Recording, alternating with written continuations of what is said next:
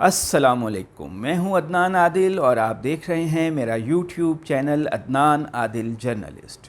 پاکستان کے سیاسی و معاشی حالات اور بین الاقوامی امور پر میرے تجزیے اور تبصرے جاننے کے لیے میرا چینل سبسکرائب ضرور کیجیے۔ آج ہمارا موضوع ہے پیپلز پارٹی کے عملی طور پر سربراہ آصف علی زرداری کے امریکہ سے تعلقات اور ان کے ملکی سیاست پر اثرات۔ کیونکہ حالیہ دنوں میں پاکستان کی سیاست میں تبدیلیاں آئی ہیں، ان میں آصف علی زرداری کا مرکزی کردار ہے۔ دوستو، پاکستان کی سیاست اکثر اوقات تلاطم کا شکار رہتی ہے اور آج کل تو اس میں بہت تیزی سے واقعات رونما ہو رہے ہیں۔ اپریل میں وزیر اعظم عمران خان کو تحریک عدم اعتماد کے ذریعے کرسی سے اتار دیا گیا۔ اس سارے عمل کا مرکزی کردار پیپلز پارٹی کے شریک چیئرپرسن آصف علی زرداری تھے۔ انہوں نے اپنی مخالف جماعت نون لیگ کو وزارت عظمیٰ کی پیشکش کی، دیگر جماعتوں جیسے JUIF، MQM، باپ وغیرہ کو ساتھ ملایا۔ پی ٹی آئی کے ارکان کو ہارس ٹریڈنگ کے ذریعے ان کی جماعت سے الگ کیا تاکہ پی ٹی آئی اور عمران خان قومی اسمبلی میں اکثریت سے محروم ہو جائیں۔ آصف علی زرداری نے ہی مبینہ طور پر پنجاب میں پی ٹی آئی کے ارکان اسمبلی کی خرید و فروخت کر کے عثمان بزدار کو وزارت اعلیٰ سے محروم کیا۔ حالیہ برسوں میں پاکستان کی سیاست میں آصف علی زرداری کا کردار خاصی اہمیت کا حامل ہے۔ ان کی پارٹی 14 سال سے سندھ صوبے میں حکمران ہے، کراچی شہر کا برا حال کر دیا ہے، لیکن کوئی ان کی پارٹی کو حکومت سے محروم نہیں کر سکتا۔ آصف زرداری کے خلاف کرپشن، ناجائز دولت جمع کرنے اور منی لانڈرنگ کرنے کے کئی مقدمات زیر التوا ہیں۔ واضح ثبوت موجود ہیں، لیکن انہیں عدالت سے سزا نہیں ملتی بلکہ مقدمات طول پکڑتے جاتے ہیں۔ آصف زرداری کے بارے میں ان کے حامی کہتے ہیں، ایک زرداری سب پہ بھاری۔ تو جناب ایسا کیوں ہے؟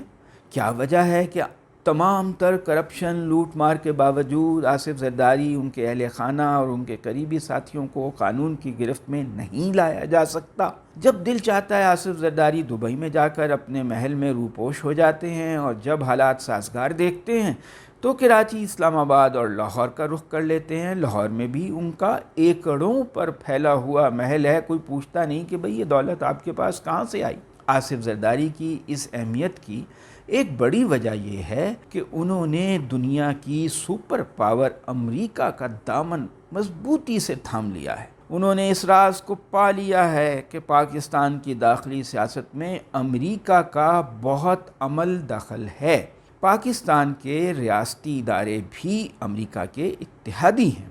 عوام کو جو بھی کہیں، جو بھی ٹوپی کرائیں، پاکستان کے ریاستی اداروں، اسٹیبلشمنٹ کے امریکہ کے ساتھ قریبی تعلقات ہیں۔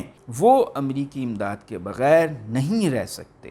آصف زرداری نے انکل سام کی انگلی پکڑ لی ہے۔ پاکستان میں ہر شعبے میں ایک مضبوط امریکی لابی موجود ہے، ریاستی ادارے ہوں، میڈیا ہو، NGOs ہوں یا بڑے بزنس مین۔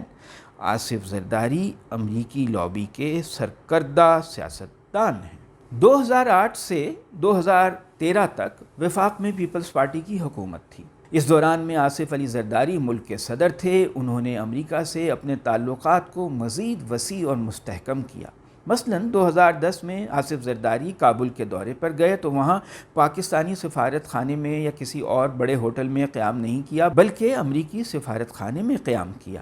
ظاہر ہے اس کا مقصد امریکی حکام سے معلومات کا تبادلہ تھا اور لائحہ عمل بنانا تھا۔ زرداری نے واشنگٹن میں حسین حقانی کو پاکستان کا سفیر مقرر کیا، جو وہاں پاکستان سے زیادہ امریکہ کے مفادات کی نگہبانی کرتے تھے۔ وزیر اعظم یوسف رضا گیلانی نے حسین حقانی کو امریکی شہریوں کو ویزا جاری کرنے کے وسیع اختیارات دیے، یعنی حسین حقانی پاکستان کی سیکیورٹی ایجنسیوں کی اجازت اور کلیئرنس کے بغیر خود سے امریکی شہریوں کو ویزے جاری کر سکتے تھے۔ حسین حقانی نے تقریباً 2500 ویزے کسی کلیئرنس کے بغیر جاری کیے۔ ان میں متعدد افراد امریکہ کی پرائیویٹ جاسوسی ایجنسی بلیک واٹر سے تعلق رکھتے تھے، اور ان میں 31 ایسے لوگ تھے جو CIA یعنی امریکی انٹیلیجنس کے جانے پہچانے آپریٹرز تھے۔ ان لوگوں نے پورے پاکستان میں CIA کا نیٹ ورک بچھایا، اسے مضبوط بنایا۔ اسی نیٹ ورک کے ذریعے 2011 میں ایبٹ آباد میں امریکہ نے آپریشن کیا، اسامہ بن لادن کو پکڑنے کا دعویٰ کیا اور ہلاک کرنے کا دعویٰ کیا۔ اسامہ بن لادن والے آپریشن کے فوراً بعد اکتوبر 2011 میں ایک نئی بات سامنے آئی، وہ یہ تھی کہ مئی 2011 میں پاکستان کے امریکہ میں سفیر حسین حقانی نے امریکہ سے درخواست کی تھی کہ وہ زرداری حکومت کی مدد کرے۔ انہوں نے ایک خط لکھا تھا جس میں کہا گیا تھا کہ امریکہ پاک فوج کو پیپلز پارٹی کی حکومت کا تختہ الٹنے سے روکے۔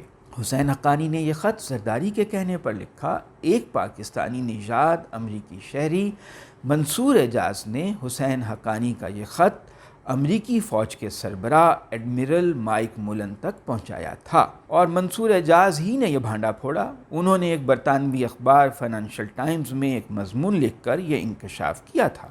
اس سارے قصے کو میمو گیٹ کہا جاتا ہے۔ اس انکشاف کے بعد حسین حقانی کو سفیر کے عہدے سے استعفیٰ دینا پڑا تھا۔ یہ معاملہ پاکستان کی سپریم کورٹ میں اٹھایا گیا۔ نواز شریف کالا کوٹ پہن کر سپریم کورٹ چلے گئے تھے حکومت کے خلاف۔ اس پر ایک تحقیقاتی کمیشن بنایا گیا۔ کمیشن نے تصدیق کی کہ خط یا میمو لکھا گیا تھا اور حسین حقانی پر غداری کے الزام میں مقدمہ چلانے کا سفارش کی۔ تاہم حسین حقانی پاکستان سے غائب ہو گئے اور اس معاملے میں کسی کو سزا نہیں ملی۔ آصف زرداری اور امریکہ کے گہرے تعلقات کا اندازہ اس بات سے لگایا جا سکتا ہے کہ جب 2008 سے 2013 تک ملک میں پیپلز پارٹی کی حکومت تھی تو اس دوران میں امریکہ نے پاکستان کے اندر قبائلی علاقوں میں 340 ڈرون حملے کیے۔ ان میں سینکڑوں لوگ جاں بحق ہوئے، مشتبہ دہشت گردوں کے ساتھ ساتھ معصوم شہری بھی مارے گئے۔ اس سے پہلے جنرل پرویز مشرف کے دور حکومت میں امریکہ نے صرف 13 ڈرون حملے کیے تھے۔ امریکہ کے حملے میں جب اسامہ بن لادن کی ہلاکت ہوئی تو اس کے فوراً بعد آصف زرداری نے ایک امریکی اخبار میں اس آپریشن کی تعریف میں اپنا مضمون چھپوایا۔ دیکھا جائے تو آصف زرداری پر ہی موقوف نہیں بلکہ پیپلز پارٹی کا امریکی ریاست سے بینظیر بھٹو کے زمانے سے گہرا تعلق ہے۔ بینظیر بھٹو اور جنرل پرویز مشرف میں مفاہمت امریکی وزیر خارجہ کنڈولیزا رائس نے کروائی تھی۔ اس کے بعد NRO ہوا تھا، اس کے تحت ان کے کرپشن کے مقدمے ختم کر دیے گئے تھے۔ اب تازہ ترین عمران خان کی حکومت کو گرانے کا معاملہ ہے۔ اس سارے عمل کا آغاز 2021 میں ہوا۔ جولائی 2021 میں بلاول بھٹو زرداری ایک ہفتے کے لیے امریکہ کے دورے پر گئے۔ جہاز کے ذریعے بلاول نیو یارک ایئرپورٹ پر پہنچے۔ وہاں انہوں نے میڈیا سے کوئی بات چیت نہیں کی اور کسی نامعلوم مقام پر چلے گئے۔ کہا جاتا ہے کہ بلاول بھٹو زرداری نے امریکہ کے سینیٹرز اور اعلیٰ حکام سے ملاقاتیں کیں اور مختلف بریفنگز میں حصہ لیا۔ بعض لوگ کہتے ہیں کہ جو بلاول بھٹو کو پاکستان میں ریاستی اداروں نے بریفنگز دی تھیں ان کیمرہ، انہوں نے وہ معلومات بھی امریکیوں سے شیئر کی۔ اس دورے کے دوران میں ہی پیپلز پارٹی اور امریکی ریاست کے درمیان کسی مفاہمت پر اتفاق ہو گیا تھا۔ بلاول بھٹو زرداری کے پاکستان واپس آتے ہی پیپلز پارٹی نے عمران خان کی حکومت کے خلاف تحریک عدم اعتماد لانے کی باتیں شروع کر دیں۔ امریکہ سے مکمل سیٹنگ کرنے کے بعد آصف زرداری نے دیگر جماعتوں سے رابطے کیے اور عمران خان کی حکومت گرانے پر کام شروع کیا۔ امریکی سازش اور مداخلت کا پول اس وقت کھل گیا جب اس سال ایک امریکی سفارتکار ڈونلڈ لو نے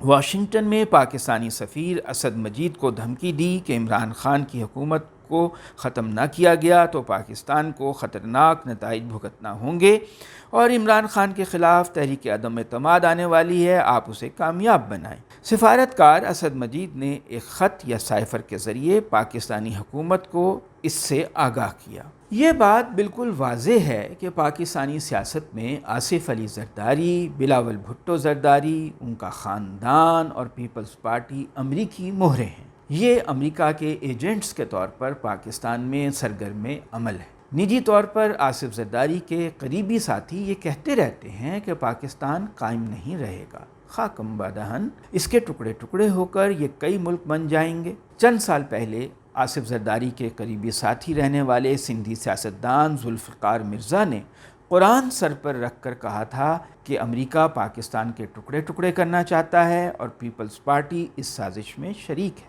9 سال پہلے میں لاہور میں ایک बड़े मीडिया ग्रुप से वाबस्ता था, तो उसके जो मालिक थे उन्होंने गुफ्तगू में मुझे कहा कि एक वफाकी वज़ीर, उस वक्त पीपल्स पार्टी की हुकूमत थी, वो अक्सर उनसे मुलाकात में यही कहते हैं कि ये मुल्क जो है कायम नहीं रहेगा।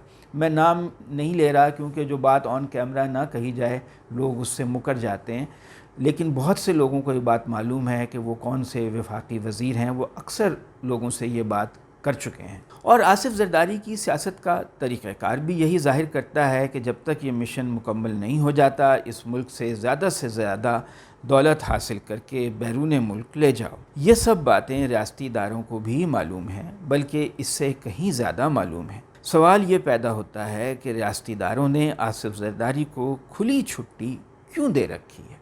तो उसका एक जवाब ये है कि पाकिस्तान के रियासती इदारों, इस्टेब्लिशमेंट में भी अमरीकी लॉबी बहुत मजबूत है। ये लॉबी अमरीकी एजेंटों को बचाए रखती है। तो जनाब, आसिफ ज़रदारी के पाकिस्तानी सियासत में किरदार के हवाले से आपने मेरी रिपोर्ट सुनी। अब आप मेरे चैनल को सब्सक्राइब कीजिए। शुक्रिया।